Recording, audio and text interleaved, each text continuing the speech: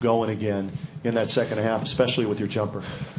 My teammates got me going. They told me to be aggressive, and that's what I was. Mark, towards the middle. Hold on.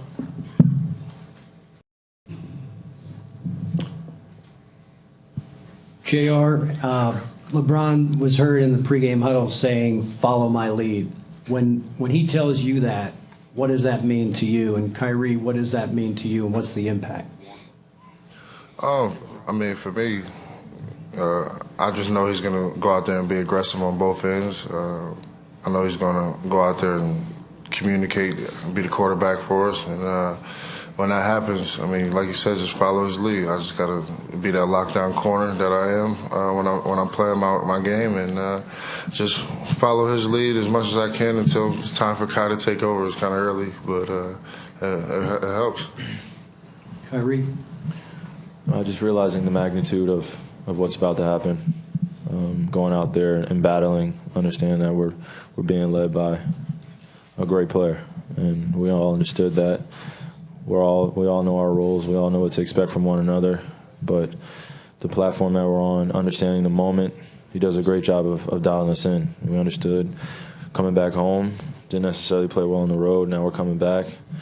Our leader is looking us all eye to eye and telling us let's go to war. LeBron, how different is this team when it gets a contribution like it did tonight from Jump Shot Jesus over here? Well, I mean, he's, like you said, he's a two-way defensively all year long. That's what he's been doing, and the offense comes very free to him and very easy. But the defensive side is what's making him so great. And the contribution that we got from him from the scoring was all predicated on what he did defensively. And he got in great rhythm. He hit some huge shots for us tonight, obviously. But I think it all started on the defensive end where he was than he was offensively. Robert, here in the second row. Robert Littal, Black Sports Online. LeBron, there was a play after the whistle where Steph was trying to go up and do a layup. Him in rhythm and you blocked the shot. Was that a way to set the tone that there wasn't going to be any easy shots tonight? And can you talk a little bit how much better your defensive communication was tonight? Well, when you have the greatest shooter in the world trying to get an easy one, or our job to try to keep him out, no matter if it's after the whistle or not. So, that was just my mindset. Anytime if you're a great player and you see the ball go in, no matter if it's after the play or during the play, then you start feeling, not that you feel good because you know what you're capable of, but it helps. So I ain't wanted to see the ball go in, even though he still made some. Last three, second row on the left, and then Jason and Chris.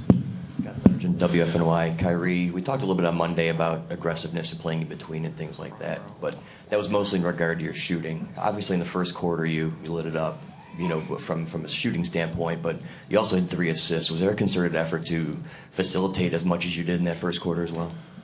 Just understanding spacing and where guys were going to be, and I knew that getting down and getting into the paint, I'm able to be aggressive for my shot. But in the beginning of the game, I just knew that where guys were going to be, and I'm coming off pick and roll.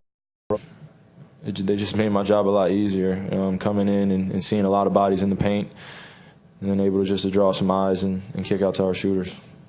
Jason, right over here. Slodak, Beacon Journal. LeBron, how much did you playing in the post tonight change the dynamic of this game, and what was your approach to Draymond? Well, I mean, I just wanted to play a little bit inside and outside. I started off the game going in the interior and just trying to flatten out their defense a little bit. We did a great job of spacing out with RJ, with Kai, and also with Swish, so it gave me a little bit more room to work down in the post.